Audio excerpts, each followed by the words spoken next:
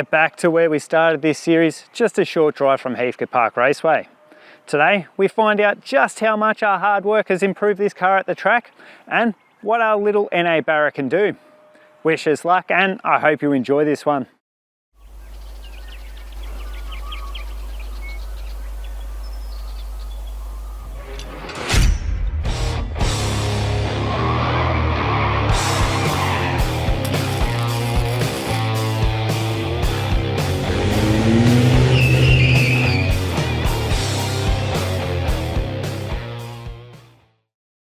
Hey guys, and welcome back into Browney's garage for this, the finale of our basic Barra Performance mod series. Make sure you stick around to the end for a better look at what we have coming up for this car, as well as maybe even the first glimpse of our next project we have. But before we get too far into it, please consider liking this video, sharing with a mate, and subscribing to the channel. It's completely free, but it helps us keep doing what we've been doing here. This series has been a heap of fun, but it's also been a lot of work behind the scenes. I'm hoping to come back with an even bigger and better series next time. So I'd like to take this chance up top to thank everyone who's been watching along and having some fun with us on this series. It's been amazing to see the response from you guys, so thank you for that. For those of you that have been following along, you'll know that our last trip to the track was a little slow, sort of anyway. The car we've been using for this series was my then stock BA XR6 Falcon with its 4-speed auto, and it actually did quite alright considering the 35-degree plus track temps we had on that day. It ran super consistently all day, averaging around 90 miles per hour top speed, so we knew it had a decent amount of power. Just a reminder for those who didn't watch or aren't familiar with drag racing, that top speed is a really good indicator of the power the car actually has, regardless of any issues getting it off the line like wheel spin or poor launch or any of those sorts of things. And that was our biggest weakness right there, the launch and the really long first gear that these BTR auto cars have. I haven't done much to address this directly, and rather I've gone for more power to try and cover it up. But really, this car, it's not made to be raced. We will race it today, but that'll be probably the last time it'll be at the drag strip in this form, and it's not what I use it for. I don't generally do any traffic light racing. If I'm out driving and enjoying this car, I'm moving away with some speed already, or I'm out cruising on the highway where those longer gears are actually really handy to have. So whilst the mile per hour in a car this weight should have us around a mid 15-second pass, we only managed a best of 16.2 at full weight and 16 flat with a heap of weight out of it, including taking all of the passenger seats out the car. Let's hope we don't have to resort to that again in this one. May not matter though, if I run 16s again, I might as well rip all the seats out anyway, because no one's going to want to ride with me. Doesn't matter though, because I had a great time out there anyway and I'm itching to get back. But since then, we've been busy. Let's run through what we've put into the car since then and total up exactly what I've spent to get to this point. Mrs. Browney, if you're watching, please walk away for this part. First up, we had the Custom Shop Airbox Kit, $275 for that, and the upgraded territory intake piping, which we picked up from Oreca's for roughly $20. We then have the full exhaust with some Pacemaker 4490s, a high flow cat, and a 2.5-inch exhaust. That, along with a new genuine exhaust gasket and oxygen sensor bung that we needed in this car because it only has the one oxygen sensor from factory, and the exhaust that we got had two, came to just over $1,000, so let's just round it to $1,000 on that one.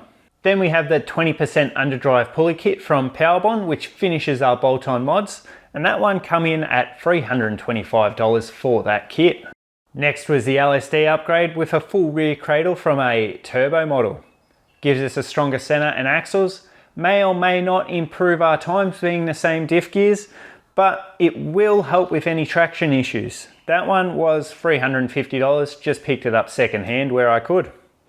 Diff bushes were done at the same time and were extra, but I'm going to call that a serviceable and leave it out for the sake of this one. You may get away with it, you may not, up to you on that one. Unrelated to the diff upgrade I'm sure, but I've also had to put some new tyres on this car, just some nice Bridgestone RE003s. Now, I'm sure that even with the old rubbish tyres, with that upgraded LSD, we'd run much the same time, and it's a serviceable item, so I haven't included it. But if you're really pedantic and you want to, these go for about $800 a set.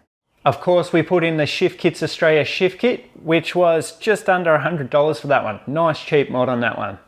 That may be slightly doubled up with the tune that I'll mention in a second, but I've found after some testing that I'm actually really glad I fitted that. Even with the tune touching up the shifts on the auto a little bit, I've found that when you're flat out 100% throttle, that shift first to second still flares a little bit, slips a touch without the shift kit turned on. So I'm glad I've had that put in and I will be using it. And that brings us to our last item. Bringing it all together was our custom tune from Max Performance. For $950, we picked up just under 20 kilowatts at the rear wheels and ended up with a power figure of 172.6 rear wheel kilowatts. As mentioned in that video, this figure will be higher for anyone with BF onwards as they had higher compression, FG onwards as they had the better intake manifold, or pretty much anything other than this 4-speed BTR transmission. They suck up a heap of power. So grand total, that all comes to just over $3,000. Ouch. Well, actually it's not too bad really. We've just pieced this together bit by bit and enjoyed it along the way, which of course you can do at home. And if you're patient, you could even pick up some good quality second-hand parts and do this for much cheaper at home. Of course, there's always different combos that people prefer, different brand parts, what have you. So it's completely up to you how you piece this together. And if this setup was just about going quicker at the drag strip, then of course we would have done a few things differently. Regardless of the results, let's cover one thing. I would do all of these mods again. On the street, for how I drive it, where I drive it, it is much more enjoyable. It really has made a big difference to what the car is, and I'd gladly do it all again. And of course, it's a good base. You can learn a lot on something like this and work your way through it. You don't have to do a heap of mods and then get it tuned. You can just chip away and do it bit by bit. But I still have to know how this thing goes. So now that we're all up to speed, let's pick things up out at the track. Conditions were looking good with a high of around 25 degrees expected this time, and with the event only open to regional drivers, I was hoping to get a heap of runs in.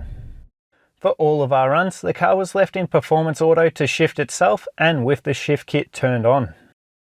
Now, before we watch this first pass, even though I really shouldn't, it had been a while since our last time out and I did have some nerves creep back in. That explains some of this next part you'll see.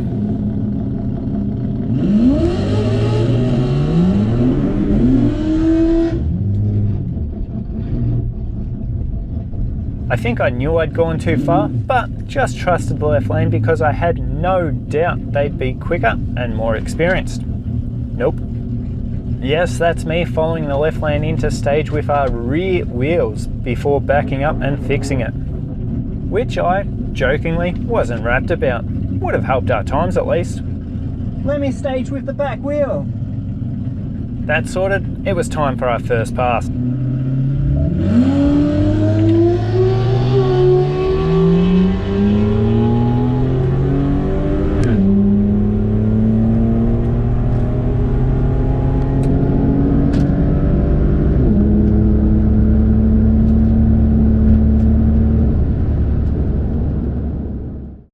Straight away you can see we've run over 96 miles per hour on our first pass of the day, so some really healthy gains there of somewhere around 6 miles per hour. And with a 15.6 second quarter mile, we've already dropped well over half a second off our old best times at full weight with what are really some pretty basic mods. But there was that 60-foot time again at 2.64. So I headed back to the pits to check the tyre pressures. Probably should have done this before I got to the track, but at least I did pack a gauge to do this while I was there. Just as well I did too, as the tyre shop seems to have left the pressures somewhere over 40 psi. So I had a glimmer of hope that we could easily fix this and that maybe we were still getting a little bit of wheel spin due to too much pressure. So I dropped the pressures down to around 35 psi. Not a huge difference, but probably closer to where it should be for some street tyres. Then it was back out for our next run with those first pass nerves out of the way. Or at least I thought so. Guess not. It'll go quicker without the handbrake on there, champ. Looks like I'll have to get in and fix that cable that keeps stretching for the handbrake soon.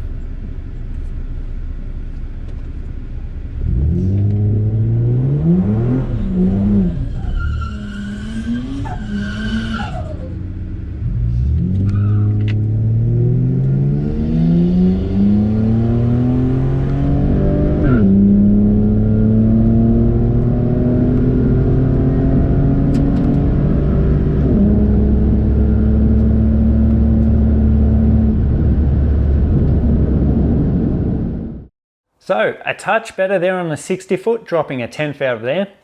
A little bit slower on our mile per hour, but I did pretty much hot lap the car with only stopping to do those tyre pressures and heading straight back out. And a PB so far for the car of 15.5. Plenty to be happy with there. We've already picked up around 6 mile per hour and we've taken off nearly 8 full tenths of a second from our previous best. But I was still trying to get that 60 foot down. Honestly, at this stage, I was convinced that it was just me and I was the worst driver in the world. So I started trying all sorts of things. Stalling it up harder or softer, higher stall speed, lower stall speed, bigger burnouts or a smaller burnout, pretty much no burnout at all. I even tried no stall up at all, just left foot on the brake. When the light went, jump on the throttle and try it that way. But I finally got to the point where I was fairly confident that I'd got everything I could out of this car on this next pass we're going to see here.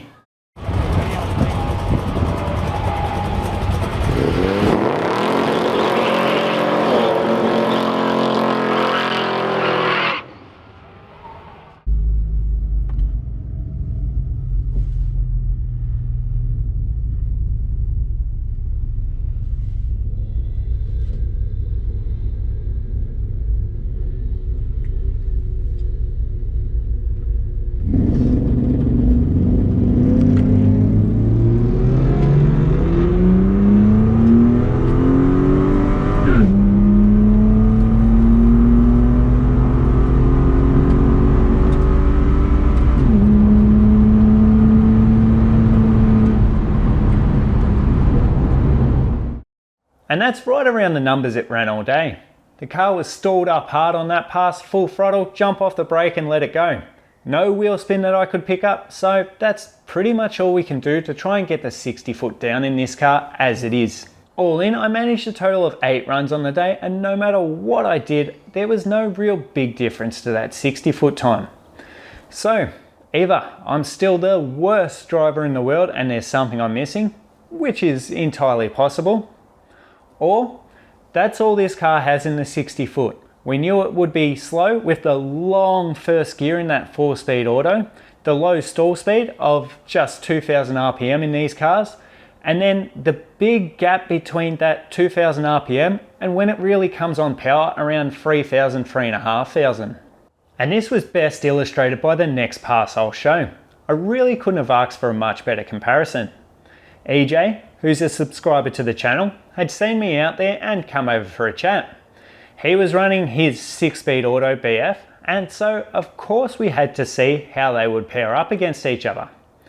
Now, cut the guy some slack, he'd been in a hurry to get his car ready, as we all tend to do, and he lives 3.5 hours away from the track, so it wasn't a show and shine, we were there to race. The car has really similar mods with a full exhaust, an intake, and it just recently been tuned for a best of 170 rear wheel kilowatts compared to our 172. So the biggest difference would be the slightly lighter 16-inch wheels on the rear of his car and the much better gearing that 6-speed auto gives. Oh, and just a quick note, neither of us paid any attention to our reaction times on the day. We were just out there trying to get the best ETs we could.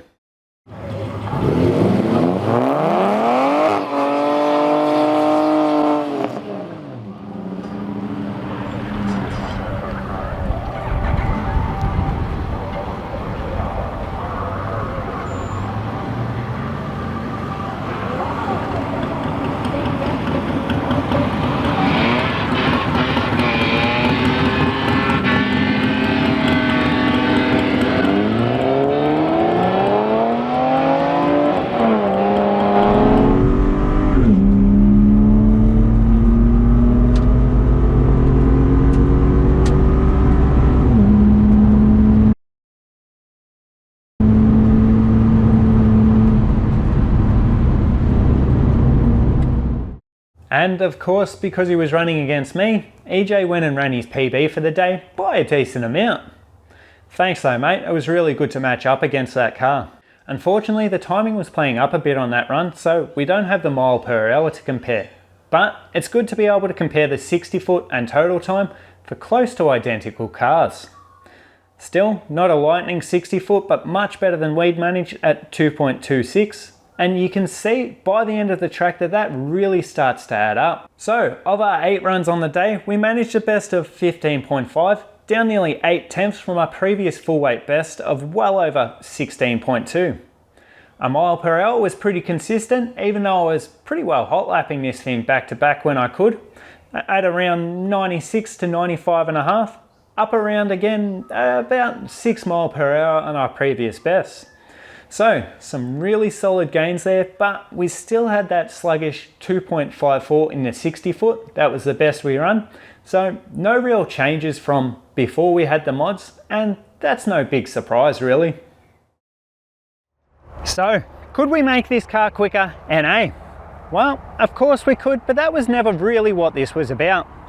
Hopefully, this series will encourage average people like myself to give it a go at home, have a play on your car, and hopefully you realise that you don't need specialist skills or training or knowledge to be able to do this.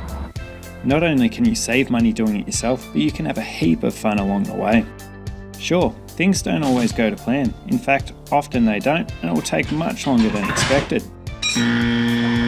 Rusted on fittings, bolt on parts that don't bolt on, working within your limited tools or space, and having to do things a little different because of this. But as you go, you'll find tricks to solve these issues as they come up, or how to avoid them altogether. Just have some patience and know that even the pros have setbacks. So I hear anyway. I'll never be at that level, and that's fine. I don't even have any sort of natural knack for this stuff. Trust me. Whilst we've not done anything new or crazy, this series has meant a lot more to me than any of you will know. It's my first big series, but also it's been a chance for me to get back into something I really enjoy. For a long time, working on cars had to only be about keeping them going and getting from A to B, as other things in life took priority. And we're certainly not done fixing the broken cars I buy or working on smaller jobs. Playing with cars has never exclusively been about going the fastest or having the nicest ride or anything like that. You don't need any of that stuff to have fun. To me, it's about testing what you think you can do, being proud of what you can accomplish, and learning along the way. You'll be amazed at just how much learning in the garage or driveway can help you in completely different areas, and make any job that first looked big and daunting seem much more reasonable to tackle yourself.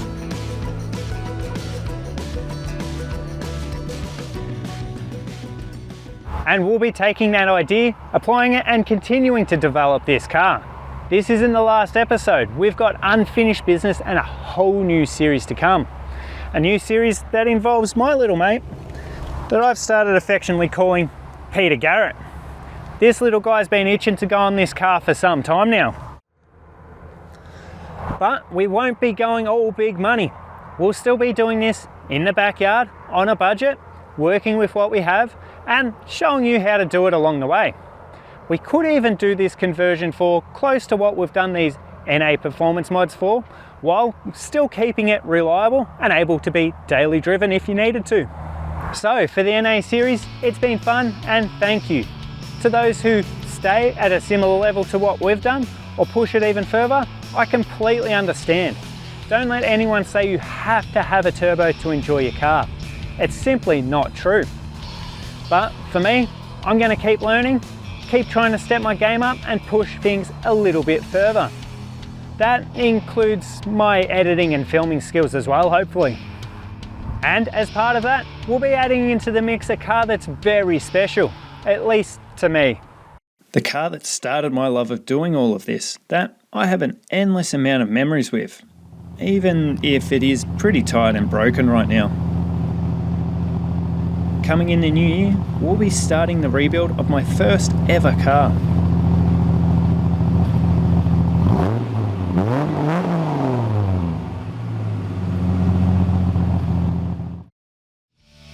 But for now, I'm going to enjoy this car exactly how it is, just for a little bit longer. Hope you've all enjoyed and thank you very much for watching. Cheers.